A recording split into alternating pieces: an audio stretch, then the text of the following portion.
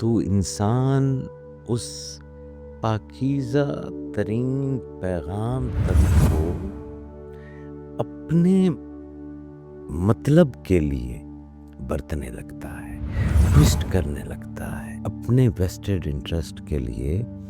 وہ پھر آیات کو بھی استعمال کر جاتا ہے اور حدیث کو بھی استعمال کرتا ہے. جہاں راستہ نہیں ہوتا وہاں وہ چور دروازہ تراشا جاتا ہے. آئینہ بوڑھا نہیں ہوتا، ہم اس کو صاف نہیں کرتے، اس سے نظر بجاتے ہیں کیونکہ وہ آئینہ ہماری ذات کا عکس ہے، ہمیں دکھاتا ہے جی، تو ہم اس سے نظریں بجاتے ہیں جی.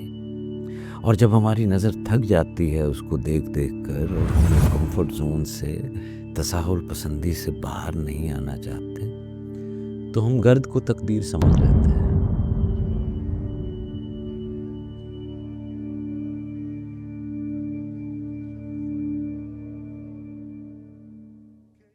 بسم اللہ الرحمن الرحیم. السلام علیکم صاحبو. کچھ عرصہ پہلے میں نے سوشل میڈیا پر ایک تحریر لگائی تھی جس کا عنوان یہ تھا کہ صوفی مداری نہیں ہوتے، اور وہ خیر ایک لمبی سی تحریر تھی. اگر آپ کو موقع ملے تو میرے فیس بک پر کہیں نہ کہیں موجود ہوگی. بہت سارے دوستوں نے اس کو شیئر بھی کیا اور مجھے لکھا بھی صحیح کہ آپ یہ کیا کہنا چاہتے ہیں. تو اب جو کچھ میں کہنا چاہتا ہوں وہ شاید کچھ ایسا ہے کہ اگر ہم ایک غیر جانبدارانہ نظر سے دیکھیں تو شاید ہم میں سے بہت سے لوگ وہ سپرفیشلسٹ سے ہیں. ہم میں سے بہت سے لوگ ان بزرگوں کی تلاش میں ہیں جو آسمانوں میں اڑتے نظر آئیں، اور یا کچھ ایسی مافوق الفطرت حرکتیں کرتے ہوئے نظر آئیں، کچھ کراماتی، کچھ معجزاتی جی، کچھ جادوگرانہ سی، کچھ میجیکل سی چیزیں کرتے ہوئے. اور اس مائنڈ سیٹ کے ساتھ یعنی اس مسٹک سپرفیشلسٹ توہم پرستانہ سے ایک دماغ کے ساتھ جب ہم دیکھتے ہیں تو ہمیں وہ مررز ان دا ڈسٹ، وہ زمین پر گرد میں رکھے جو آئینے ہیں، ان آئینوں کو نظر انداز کر دیتے ہیں. ہم کرامات کی چمک ڈھونڈتے ہیں مگر اس ہاتھ کی کپکپاہٹ بھول جاتے ہیں جو خدا کے حضور عاجزی سے اٹھتا ہے. بہت سوں کو کامل رہنماؤں کی روایتیں یاد ہیں مگر یہ یاد نہیں کہ وہی رہنما، وہی بزرگ روئے، لرزے، خون تھوکا. انہوں نے نہ کمال کا دعویٰ کیا نہ مرتبے کا راگ الاپا. ان کی اصل قوت اس ہمبلنس میں تھی، اس انکسار میں تھی، نمائش میں نہیں تھی. اور ہرگز ایسا نہیں، ایسی روحانیت میں جو سہل ہو، جو ٹرانزیکشنل ہو، جو سوداگرانہ ہو، لین دین پر مبنی ہو. الوہی حقیقت کو لاکھوں پیروکاروں کی ضرورت نہیں ہوتی، اس کو اتنے پیروکار درکار ہی نہیں، اسے صرف ظرف درکار ہے. وہ دل جو خالی ہونا سیکھ لے، جو ماں سوا اللہ کے اپنے دل پر کچھ نہ رہنے دے، جو تعریف کے طالب نہ رہیں. تصوف کب یہ کہتا ہے کہ میرے پیچھے آؤ جی، اور کب یہ کہتا ہے کہ یہ سنواتا ہے کہ وہ سنو جو میں تمہیں کہہ رہا ہوں. تصوف اور صوفی تو ہمیشہ یہ کہتے ہیں کہ وہ سنو جو تمہارے باطن باطن میں پہلے سے ہی گونج رہا ہے۔ حضرت جلال الدین رومی علیہ رحمت نے فرمایا کہ میری انگلی کی طرف مت دیکھو، اس طرف دیکھو جس طرف میری انگلی اشارہ کر رہی ہے، اور وہ اشارہ تمہارے قلب کی طرف جو ہے وہ ہے۔ یہ کب کہتا ہے کہ بس صرف اطاعت کرو؟ یہ کہتا ہے کہ اطاعت کرو مگر جاگو، سنو، اور اپنے ضمیر سے جھوٹ کہنا چھوڑ دو۔ جب انسانی ضمیر پر آسانی، کمفرٹ غالب آ جاتی ہے تو انسان اس پاکیزہ ترین پیغام تک کو اپنے مطلب کے لیے برتنے لگتا ہے، ٹوسٹ کرنے لگتا ہے اپنے ویسٹڈ انٹرسٹ کے لیے۔ وہ پھر آیات کو بھی استعمال کر جاتا ہے اور احادیث کو بھی استعمال کرتا ہے۔ جہاں راستہ نہیں ہوتا وہاں وہ چور دروازہ تراشا جاتا ہے، اور جہاں اخلاص سے قدم رکھنا ہو یہ وہاں تنتنے سے فرش بچھاتا ہے۔ ہم اکثر چاہتے ہیں کہ مرشد ہمارا سارا بوجھ اٹھا لے اور یہ رویہ عام ہے۔ آپ اپنے ارد گرد جو ہے وہ دیکھیں گے کہ بہت سارے لوگ تو شاید اسی لیے ہی مرید نہ ہو جاتے ہوں کہ ہمیں جو ہمارے اپنے کرنے کے کام ہیں اور اعمال ہیں، اور جو ہم نے عمل صالح کرنے ہیں اور شریعہ کی پابندی کرنی ہے، عبادت کرنی ہے، وہ والا بوجھ بھی ہمارا جو ہے وہ مرشد اٹھا لے۔ ہم یہ چاہتے ہیں کہ وہ اللہ کی بادشاہی میں ہمیں بلند مقام دلا دے، مگر کم لوگ ہیں جو اپنی روح کے چراغ کو پھر سے روشن کریں، یا محبت کے کسی باغ میں خاموش گوشے کو اپنا بسیرا بنائیں۔ خدا سے نسبت کاپی پیسٹ سے نہیں بنتی۔ یہ ڈی جنریٹڈ ریچولز جو آپ صرف کر ہی رہے ہیں صرف اس لیے کہ آپ نے چند اور لوگوں کو ایسا کرتے دیکھا ہے، تو یہ نہیں ہوتا ایسا۔ یہ آپ کا انفرادی سفر ہے۔ یہ کوئی ایسا سٹرکچر یا سانچہ نہیں ہے، کوئی ایسا نسخہ عام نہیں ہے۔ یہ تو نسخہ خاص ہے جو مریض کو اس کے مرض کے اعتبار سے جو ہے وہ مرشد تجویز کرتا ہے۔ مرشد صرف اس طرف اشارہ کرتا ہے جس سے آخر کار تمہیں اپنے اندر کو پانا ہوتا ہے۔ محبوب دور آسمانوں میں ہی ٹھہرا ہے، دور آسمانوں میں ٹھہرا ہے تو وہ یہ کیوں کہتا ہے کہ میں تمہاری شہرک کے قریب ہوں؟ محبوب تمہاری نامراد، نہ پوری ہونے والی آرزوؤں کے درد میں بھی پوشیدہ ہے۔ وہ ان تمام زخموں کو بھی جانتا ہے جو تم اپنی مسکراہٹوں کے پیچھے چھپاتے ہو۔ وہ ان جگہوں سے بھی سرگوشیاں کرتا ہے، آپ کے ڈارکسٹ پوائنٹ سے بھی آپ کو وسپر کرتا ہے جن سے تم بچنا چاہتے ہو، اور وہ ان خاموشیوں میں تمہارا انتظار کرتا ہے جنہیں تم نظر انداز کرتے ہو۔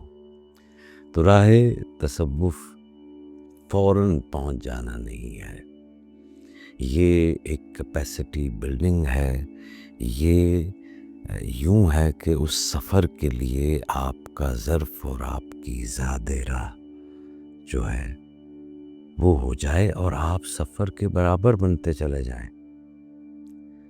تو یہ مرر آن دا ڈسٹ، گرد پر رکھا ہوا آئینہ بن جانا، جو آہستہ آہستہ روشنی کو تھامنا اور لٹانا سیکھتا ہے، اور یہ آئینہ آپ کا قلب ہے۔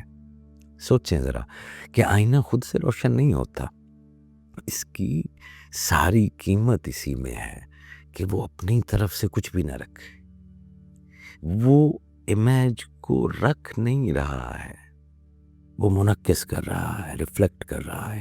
آئینہ اپنے اندر کچھ بھی نہیں رکھتا، جتنی صاف اس کی سطح ہوتی ہے، جتنا کلین اس کا سرفیس ہوتا ہے، اتنی ہی بے خطا تصویر اس میں سے نمایاں ہوتی ہے۔ تو ہمیں بھی اپنی سطح سے یہ جو خود نمائی کی خراشیں ہیں آج کل، بالکل کیونکہ یہ سوشل میڈیا کا دور ہے اور سوشل میڈیا کا ایک انسٹرومنٹ ہے خود نمائی، تو یہ جو خود نمائی کی خراشیں پڑ گئی ہیں نا ہمارے دل پر، یہ جو خواہش، دنیاوی خواہش کے داغ ہیں، اور یہ جو خوف کی دھند ہے، یہ دھند ہٹانی ہوتی ہے۔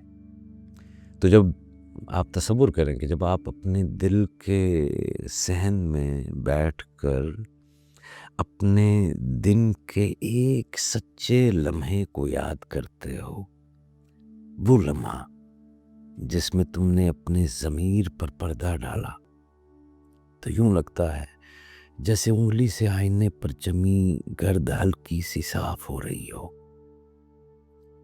اور پھر آپ کی نگاہ کے سامنے کوئی واضح چہرہ آتا ہے، شاید کسی عزیز کی بات جسے آپ نے اپنی ایگو کی گرمی میں رد کر دیا ہو، شاید کسی کے حق کی آواز جس پر آپ نے خاموشی اختیار کر لی ہو، شاید کوئی چھوٹی سی سہولت جس کے عوض تم نے سچ کے بڑے ٹکڑے سے، بڑے حصے سے اپنے آپ کو محروم کر لیا ہو۔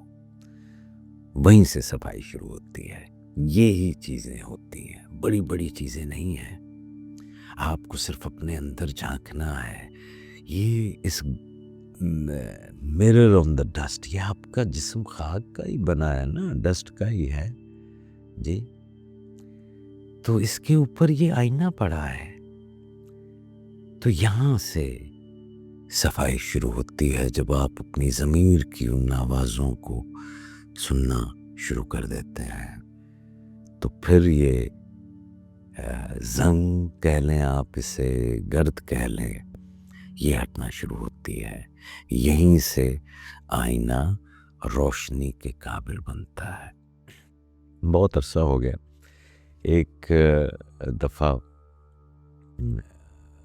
میں شاید پاک پتن شریف کی بات ہے کہ وہاں پر ایک کاریگر کو دیکھا کہ اس کے سامنے ایک دھندلا سا آئینہ تھا۔ یہ مجھے جو یاد آیا بنیادی طور پر اسی درویش کا فیض ہے شاید، کہ اس کی وہ جو آئینہ ہوتا ہے تو اس کی پشت کے اوپر جو ہے وہ لکڑی کا ایک فریم تھا، ایک چوکھٹ تھا، لیکن اس کے قبضے شاید ڈھیلے ہو چکے تھے، تو وہ بزرگ وہ کپڑے کے معمولی سے ٹکڑے سے بار بار اسے کسی اس میں جو ہے وہ ڈالتے، اور مشکل سے انہوں نے پکڑا ہوا تھا، تو وہ اس کو بار بار صاف کرتا، اور بڑے ہی نرم ہاتھوں سے بہت ہی آرام سے صاف کر لیتے۔ تو میں نے اسے پوچھا کہ بابا جی یہ تو بہت پرانا ہے، تو اتنا پرانا ہے کہ اس کا تو جو وہ فریم ہے وہ ہی اتنا خستہ حال ہو گیا ہے، اور اب اس کے اوپر اتنے دانے ہیں، وہ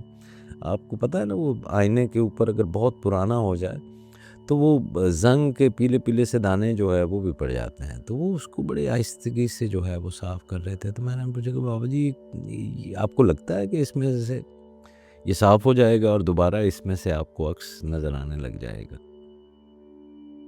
تو اس بزرگ نے میری طرف دیکھ کر کہا کہ میں بوڑھا ہوں تو تمہیں لگتا ہے کہ شاید آئینہ بھی بوڑھا ہے.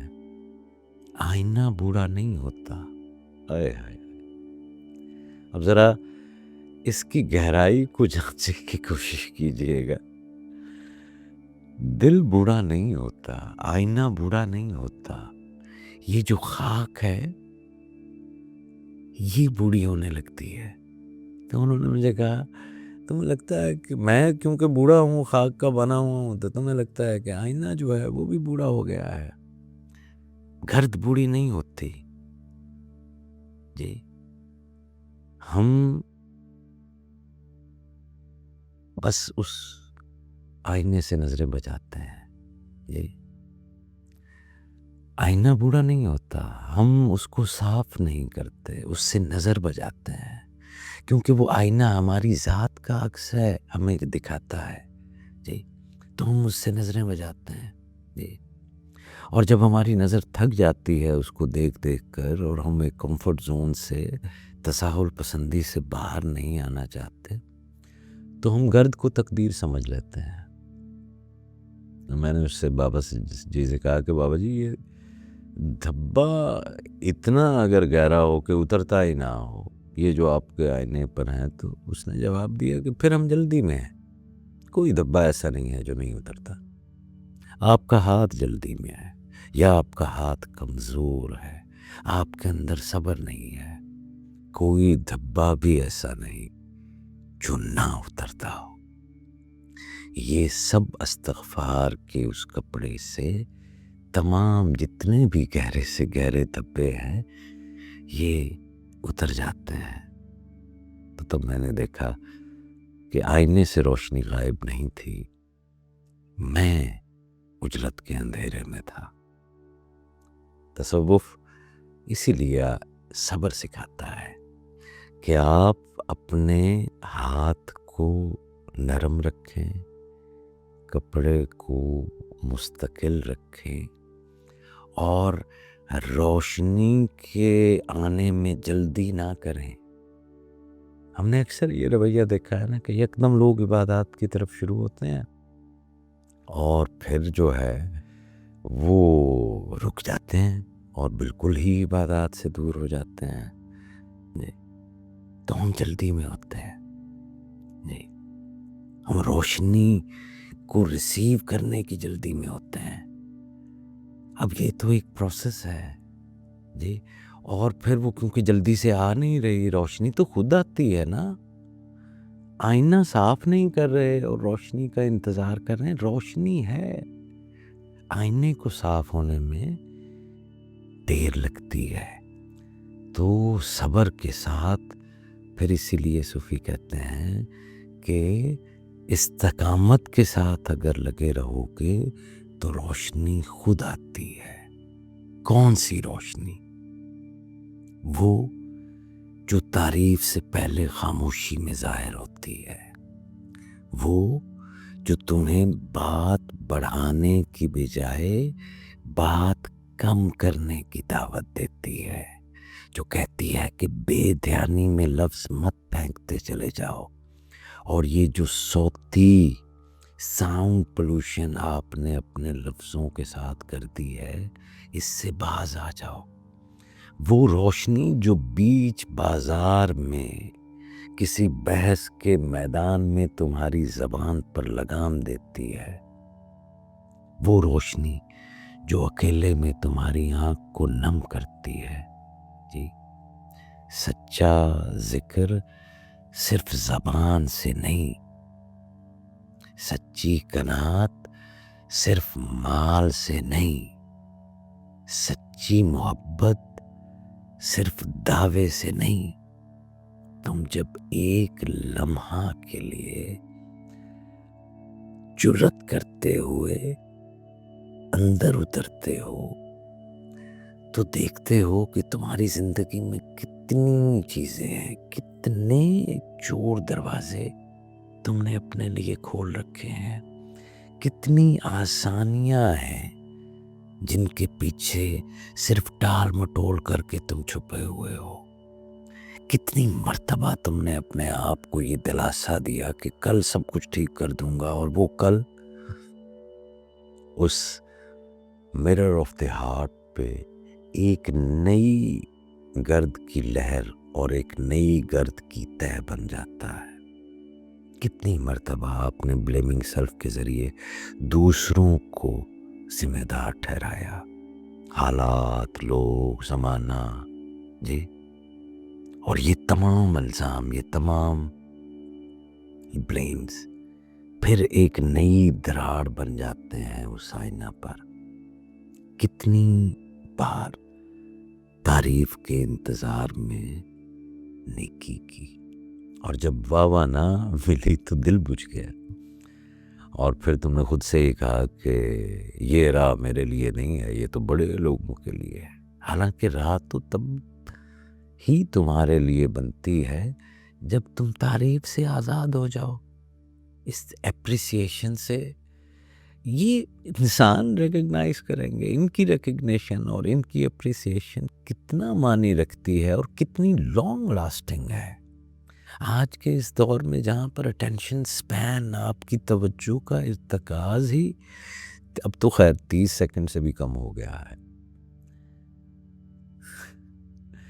تو اگر آپ مجھ سے پوچھیں کہ میں آغاز کہاں سے کروں، تو میں تو یہی کہوں گا کہ آغاز اعلان سے مت کرے، خاموشی سے کرے۔ خاموشی میں دل اپنا اصل چہرہ دکھاتا ہے۔ دن کے کسی بھی لمحے میں جب تم تنہا ہو یا ہجوم میں بھی ہو، اپنے آپ سے جڑ سکتے ہو، اندر سے پوچھ لو کہ آج میں نے کس چیز کو اللہ سے زیادہ اہم جانا، اس چیز کو پرائرٹائز کر دیا، تو جواب جتنا سادہ ہوگا اتنا ہی سچا ہوگا۔ پھر اس سچائی پر ایک چھوٹا سا عمل رکھ دو، معمولی سا مگر مستقل۔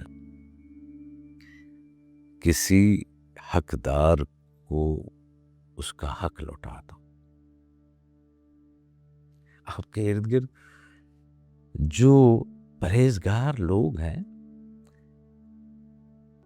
ان کا حق ہے کہ ان کی عزت کی جائے۔ آپ ہمیشہ سے جو یہ مالی یعنی دنیاوی مال و دولت کے لوگ ہیں، امیر لوگ ہیں، ان کو ہی اگر عزت دیتے آئے ہیں، تو اسلام تو یہ کہتا ہے کہ عزت کا حقدار جو ہے وہ پرہیزگار ہے۔ تو میں یہ آپ کو ایک چھوٹا سا ایکٹ جو ہے وہ بتا رہا ہوں، تو آپ کے ارد گرد کوئی بھی پرہیزگار نہیں، ایسا نہیں ہوگا، آپ دیکھ نہیں رہے ہوں گے، جی۔ تو جب میں یہ کہتا ہوں کہ حقدار کو اس کا حق لوٹا دو، تو یہ تھوڑی کہہ رہا ہوں کہ آپ نے کسی کا حق غصب کیا ہے، یعنی مالی طور پر کسی کو لوٹا ہے، نہیں، یہ بھی اس کا حق تھا جو آپ نے نہیں دیا، تو اس کو عزت اس کی کرنی شروع کر دیں۔ مستقل، چھوٹا سا مگر مستقل سا کام ہے، جی۔ ایک اور چھوٹا سا کام جو بڑی مدد کر سکتا ہے کہ کسی سے دل سے معافی مانگ لیں، کسی وعدے کو پورا کر دیں، کسی کی چھوٹی سی خواہش کے آگے نہیں نہ کہیں، اس کو پورا کر دیں۔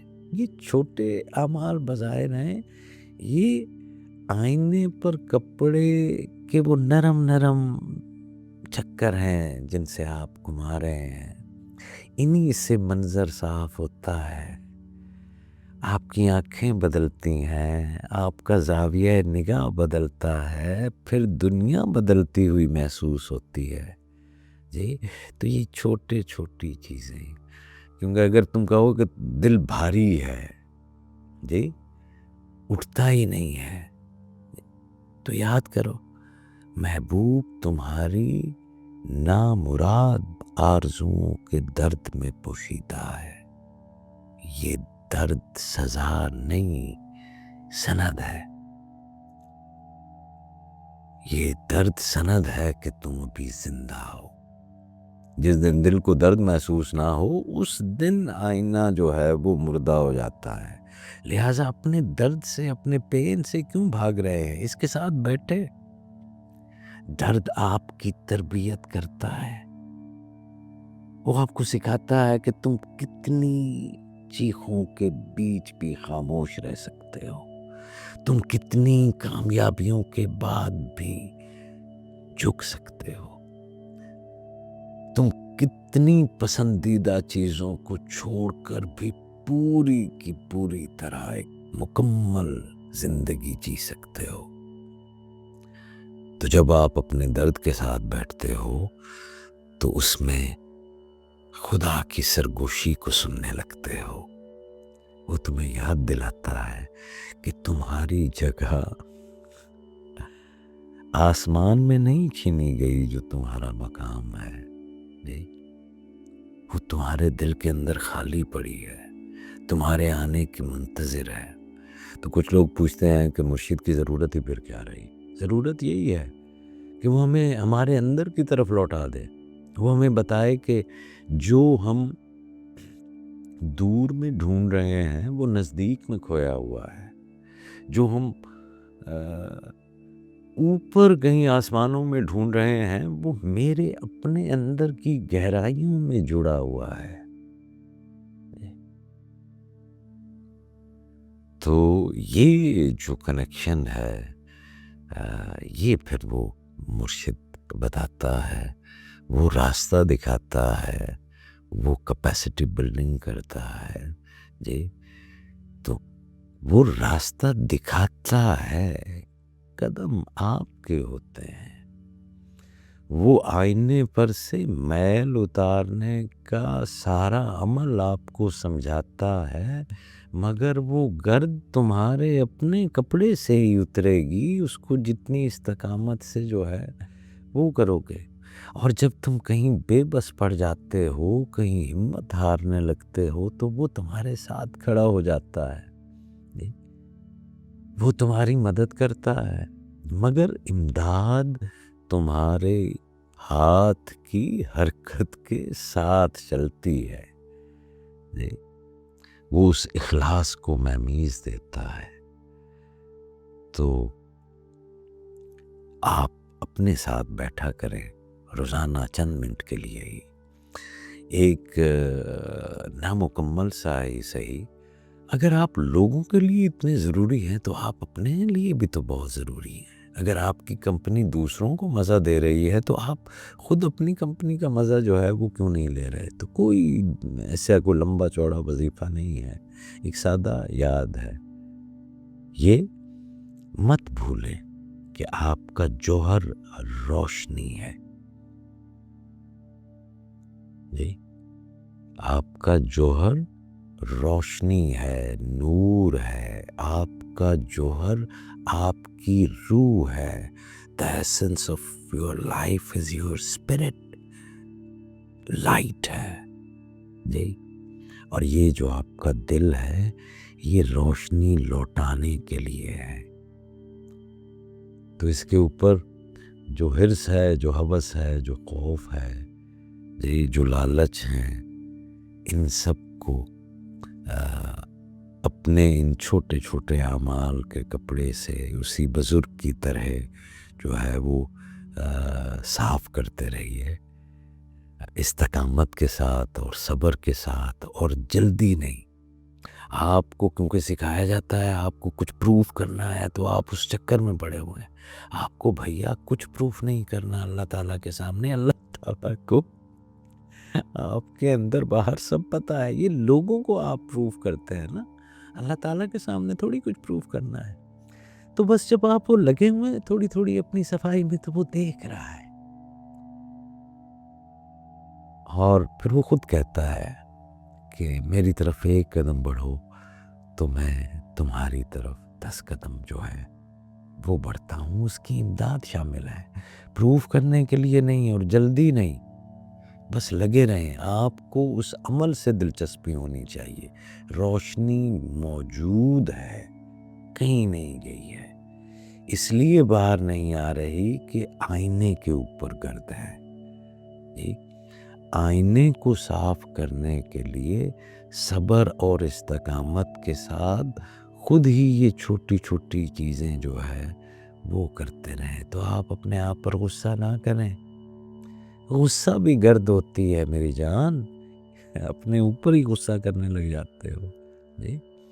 تو جیسے وہ بابا جی نرمی سے کپڑے پھیرتے تھے نا، اسی نرمی سے جو ہے وہ کہے کہ میں واپس آ رہا ہوں، واپس لوٹنا، یہ رجوع کرنا جی، یہ جو انابت ہے اس منیب کی طرف جو ہے وہ کرنا، یہ عبادت ہے، یہی استقامت ہے، اور یہی سلوک کا حسن ہے۔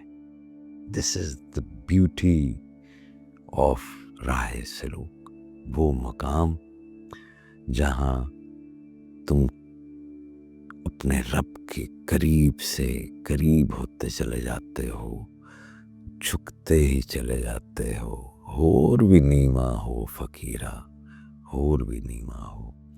تو آخر میں یہی عرض ہے کہ صاحبان یہ آسمان میں اڑتے بزرگوں کی تلاش چھوڑ دیجئے، یہ جو اس گرد کے اوپر، اس خاکی جسم پر یہ جو الوہی آئینہ آپ کے دل کا رکھا ہے، اس کو صاف کرنا شروع کر دیں۔ اللہ کریم آپ کا حامی و ناصر ہو، مجھے اپنی دعاؤں میں یاد رکھیے۔